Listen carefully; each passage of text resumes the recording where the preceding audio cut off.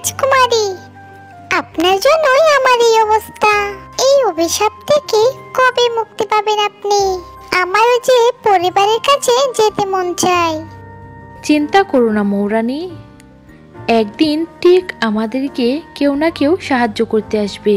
আমার এই ফুলের মধু যদি কোনো পাখি ওষুধ মনে করে খায়, তাহলে আমি এই অভিশাপ থেকে মুক্তি পেয়ে যাব।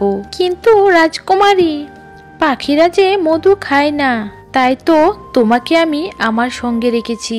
তুমি জঙ্গলে গিয়ে দেখবে কোনো পাখির যদি অসুস্থ থাকে, তাহলে তাকে তুমি আমার এই ফুলের কথা বলবে।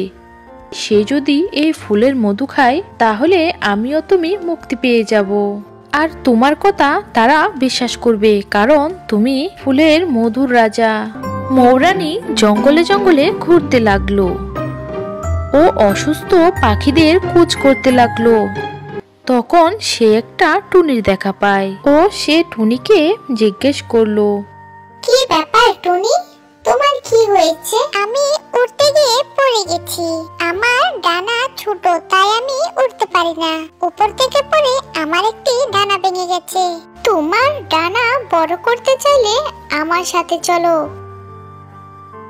একটি লাল গোলাপের সন্ধান আমি জানি, যার মধু খেলে তোমার ডানা তাড়াতাড়ি বড় হয়ে যাবে আর তুমি আকাশে উড়তে পারবে ও তোমার শরীরের ব্যথা ঠিক হয়ে যাবে।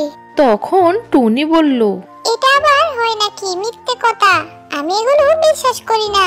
চলে যাও, ফালতু কথা। মৌরানীকে অপমান করে তাড়িয়ে দিল টুনি। মৌরানী কান্না করতে করতে চলে গেল একটি গাছের কাছে। সেইখানে গিয়ে সে দেখতে পেল একটি কাক কান্না করছে। তখন মৌরানী কাকটিকে জিজ্ঞেস করলো, তোমার কি হয়েছে? তখন কাকটি বলল, কিছুদিন হলো আমি চোখে ঝাপসা ঝাপসা দেখি, মনে হয় আমি অন্ধ হয়ে যাব। না না, কেঁদো না তুমি, আমি এই রোগের ওষুধ জানি। তুমি চলো আমার সাথে। ঠিক আছে চলো, এর আগে না হয় আমি অন্ধ হয়ে যাই। তারপর কাক ও মৌরানী চলে গেল সেই বাগানে। কাকটি সেই গোলাপ থেকে মধু পান করে। তারপর এক নিমিষে সেখান থেকে একটি সুন্দরী পরী বেরিয়ে আসে। সেই পরীকে একটি সাধু অভিশাপ দিয়ে ফুল বানিয়ে দিয়েছিল। এখন সে মুক্ত। তারপর পরী তার জাদু দিয়ে কাকের চোখও ভালো করে দেয়। তে সবাই খুশি হয়ে যায় ও সবাই তাদের পরিবারের কাছে ফিরে যায়।